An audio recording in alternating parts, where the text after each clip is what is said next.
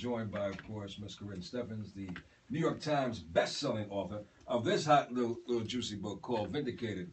Yep, it's Confessions of a Video Vixen. 10 years later, a lot has transpired. This book has 26 chapters. And yes, it's a little bit over 200 pages, right? A little bit over 200. That's actually short for me, though.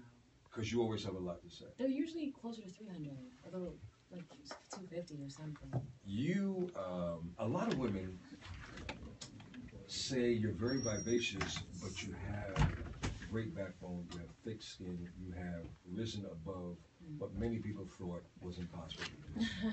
What do you say? I mean, nothing's impossible if you believe in God. Like, I just feel like God is an amazing thing, and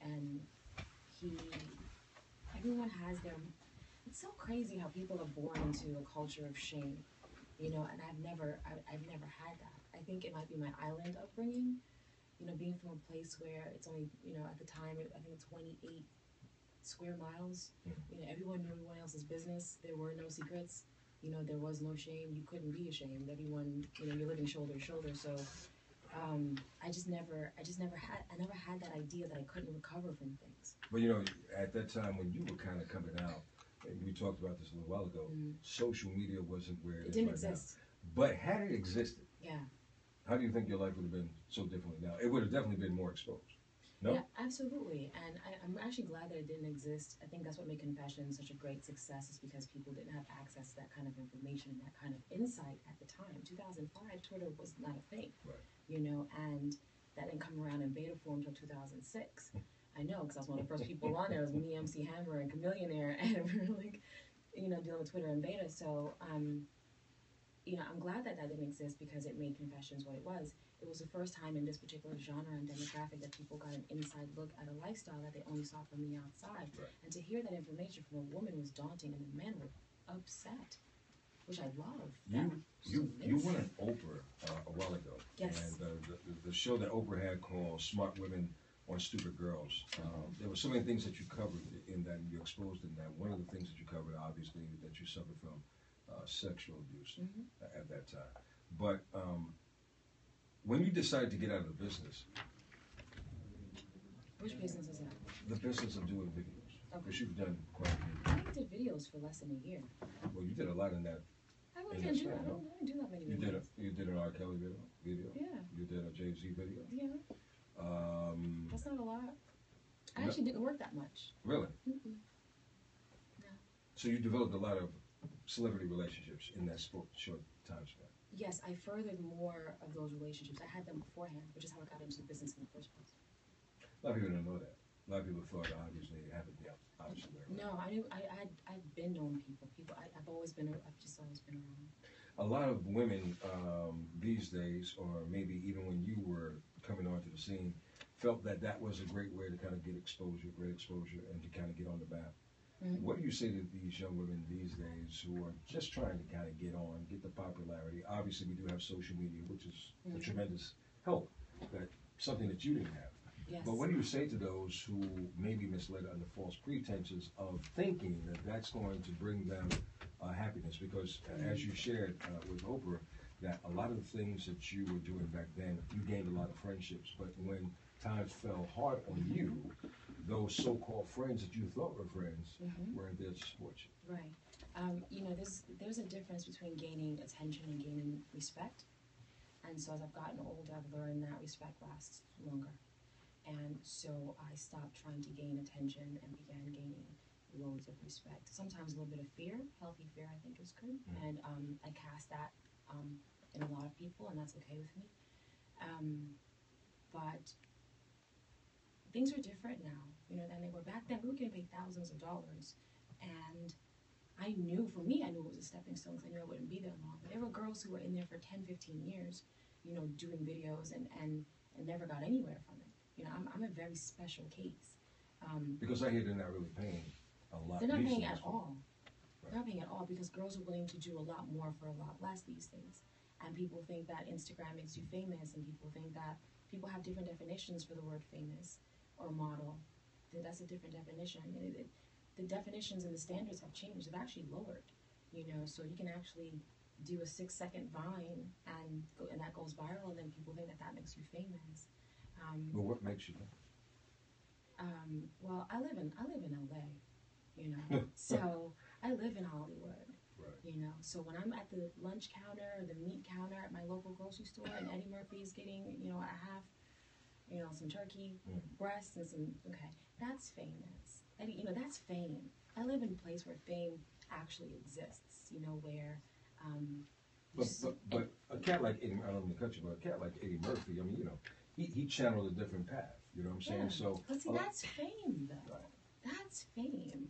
You know, Madonna is fame. This fame is, you can't deny what fame looks like, and the bank accounts don't lie.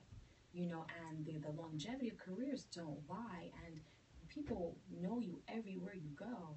Not just your neighborhood. I'm not even famous. You know, I'm not famous. I'm just a writer, and a couple people know me, and that's cute. But I'm not famous. I'm so far from that. I beg to differ only because of what people have speculated about you. Drive me to drink. Well, she has a bottle here, so it's not that far.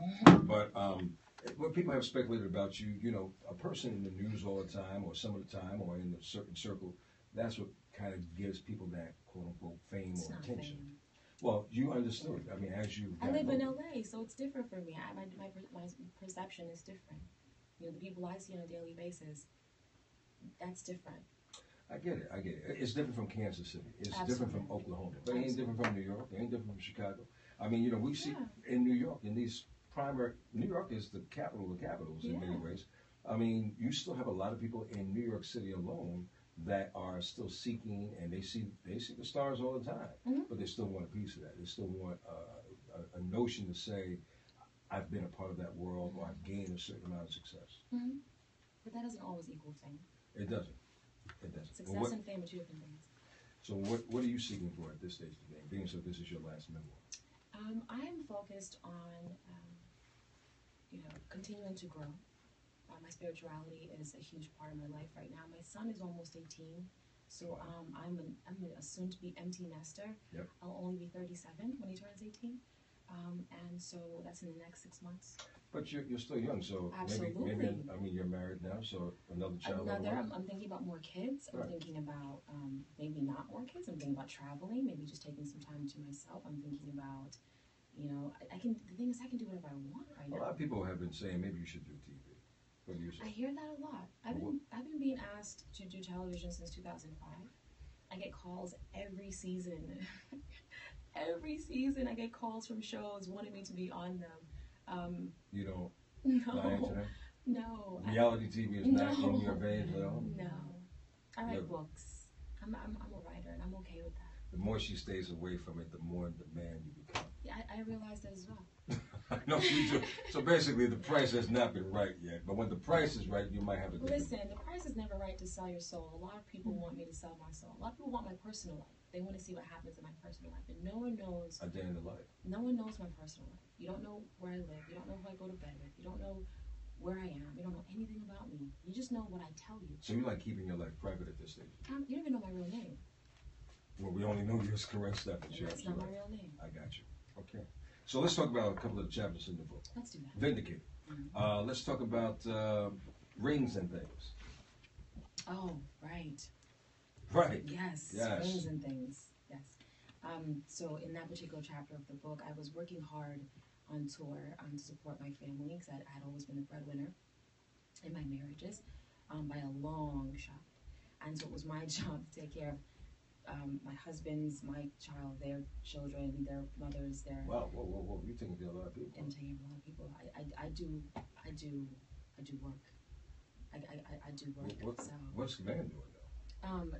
Obviously, what the man is doing is while I'm on tour, earning money to pay for houses and poolmen and gardeners and maids and Rovers and Benzes and stuff. And, you know, whatever. While I'm doing that, he's gallivanting around town with not one but two women at movie premieres. And you keeping this guy? I kept him for 7 years or so. There must have been it must have been great sex. That's the only reason why women would keep a man that No, long. that's not the only reason. I was in an abusive relationship. So you know, Stockholm Syndrome is real. The captive bond is real. You know, we see it even now in the news. and even in the Ray Rice situation, when people are wondering, you know, why would she just, because that captor bond, that is real. That's a real psychological phenomenon. And it takes a lot to break that. Absolutely. Break that. You see it also in hazing, you know, in college hazing, and it all starts from a term called Stockholm syndrome, where we celebrate our captors, and we every time they're not beating us, we think they're doing us a favor. In chapter 11, soap operas and porn. Oh yes, soap operas and porn. I don't know anything about that. Talk. You know, in this chapter, my then husband, who was on a soap opera, was also on the internet having interesting conversations with a BBW porn star, a very BBW porn star. Wow. And you know, this is my husband. This is, you know, the person, again, I'm taking care of. And I open emails and I find disgusting texts, and I also find disgusting video. Was he not getting, I don't even get into your business too much, but was he not getting enough sex at home? That's why he was. So you think that any man of mine isn't getting enough sex? Is that what you think happens? To digest that. First of all, in my relationships, I believe in having sex at least 5 times a day, every single day. I do. Okay. 5 to 7 every single day. I don't understand. He doesn't work that. I feel like if you're married and you're sleeping in the same bed, and I don't understand why you're not having sex at least 5 times a day. You know, first Can thing. you break down that time? Yeah, I can do it right now. All right, good. First thing in the morning. What time we're talking about? I gotta get time. Before you get out of bed, whatever time you're before you go to work, before you take a shower, before you even open your eyes properly, you're supposed to be having sex. Oh, bad breath. Well, let's go. Well, yeah, if you love somebody, there is no bad breath. Trust me. Okay. And in the shower, after you finish that, then you get in the shower and you do it again. A little bit more. So that's 2. And then you gotta get ready to go to work. So you get to work or whatever, and that's cool. Then there's always lunch hour. I believe in. Wait, you're West Coast now. No. The Valley and the city are 2 different worlds. But because I'm in California, we don't really have real jobs. So we can have sex during our lunch hour. So that's 3. And then, so that keeps him going throughout the day. And he goes back to work smelling like you. And then you come home and that's 4. Wait, hold on, wait, hold on. I'm only gotten 4. Give me a flip on real quick. After dinner. He has a 9 to 5. Obviously, he ain't working in the evening hours. After dinner. After dinner and before bed. Karrine Steffans, baby. That's what I'm But going you can go up to 7 because then there's before you go to sleep, and then there's the middle of the night. No, hold on. Stop. I'm saying, my husband's a lucky child.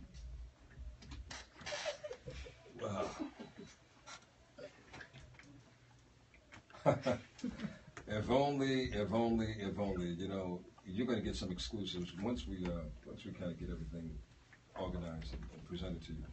Karrine Steffans having an interesting conversation with her off air. Too bad you couldn't hear some of that dialogue. Anyway, Karrine Steffans is, of course, the author of her brand new book. This is book number 7. Wow. And is that including the comic book thing that you have? No, that's not including the comic book. So that's really book 8, right? Yeah, it's actually kind of book 10 because I have other little books that I release just to keep people busy while I'm working. But this is officially book 7, God's number, and this is it. And it's my last memoir, man. This is it. So after this memoir, what happens? What's the next book about? Because I have a feeling that you're going to continue to write. I will continue to write. I'm going to go back into self-help. You know, I worked in self-help when we did the Vixen Manual, which is my 3rd New York Times bestseller. Right. The sister book to that, which is Satisfaction, erotic fantasies for advanced and adventurous couples. That should be a movie.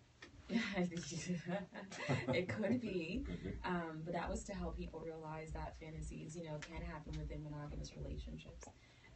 So I'm going to go back into self-help. I'm going to go back in with the Gorgeous Girls Guide series based on my website, which is geared toward showing women how to be more beautiful.